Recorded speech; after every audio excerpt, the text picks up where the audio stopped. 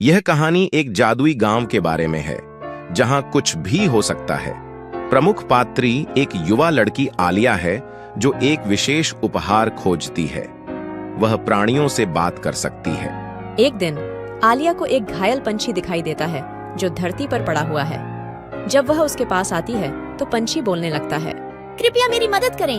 मेरा पंख ऐसे हालत में नहीं है कि मैं उड़ सकूं। आलिया धीरे से पंछी को उठाती है और उसे अपने हाथों में संभालती है। मैं तुम्हारी मदद करूंगी, तुम ठीक हो जाओगे। आलिया पंछी को घर ले जाती है और उसके घायल पंख की देखभाल करती है। उसने इसके लिए एक नेस्ट बनाया है जिसमें नरम कपड़ा है और उसे बीज और पानी लाती है। प्रतिदिन पंछी का पंख थोड़ा और ठीक होता है। आलिया पंछी से बात करती है और उसे कहानियां सुनाती है ताकि उसकी कंपनी रहे। एक हफ्ते बाद पंछी का पंख ठीक हो जाता है। वो अपने घोंसले से बाहर निकलता है और आलिया के कमरे में उड़ता है। मेरी मदद के लिए धन्यवाद।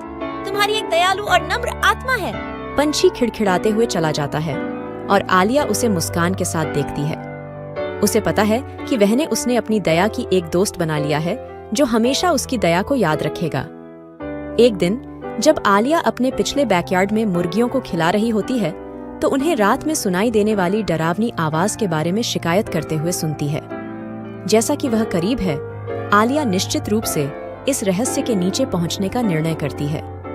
उस रात सोने की बजाय वह अपने आप को झाड़ियों में छुपाकर बाहर निकलती है और देखती है कि वास्तव में क्या शोर कर रहा है। शुरुआत में सब कुछ शांत है, लेकिन फिर जैसे ही आलिया अंदर जाने के लिए तैयार होती है तो वह यह सुनती है, एक नीचा ग्रोलिंग जंगल की किनारे से आ रहा है। वह पत्तियों के माध्यम से झांकती है और छायाओं से अपने दिखाई देते हुए चमकदार आंखें देखती है। एक बड़ा भारी आकार निकलता है और आलिया चीखती है। यह एक भेड़िया है, लेकिन ऐसा कोई भेड़िया नहीं है जैसा कि वहने कभी देखा है। यह लगभग दोगुना आकार का है और इसका फर मिडनाइट काला है। भेड़िया गरजता है, अपने बड़े दांत खोलता है।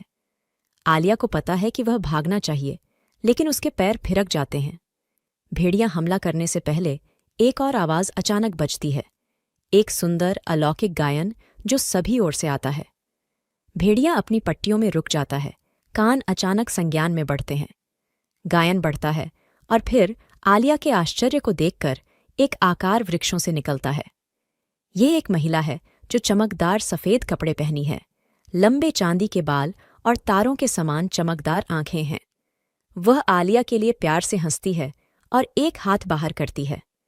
आलिया उत्सुकता और हैरान होकर चमकदार महिला के पास जाती है। तुम कौन हो? वह पूछती है। महिला गर्मजोशी से मुस्कुराती है। मैं एक दोस्त हूँ। मैं इस गांव का देखभाल करती हूँ और इसे हानि से बचाती हूँ। बड़ा काला भेड़िया आलिया को बेचैनी से देखता है और चमकदार महिला उसके सिर पर हल्का हाथ रखती है।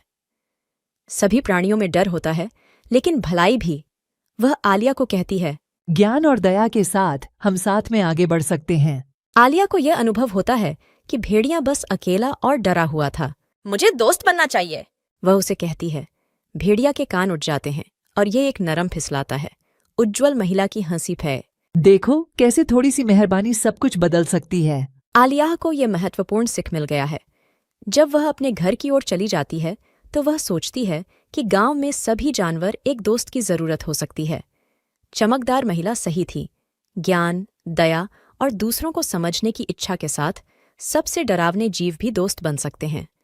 आलिया को पूरे जादुई गांव के साथ अपनी नई प्राप्त ज्ञान को साझा करने का बेसब्री से इंतजार है।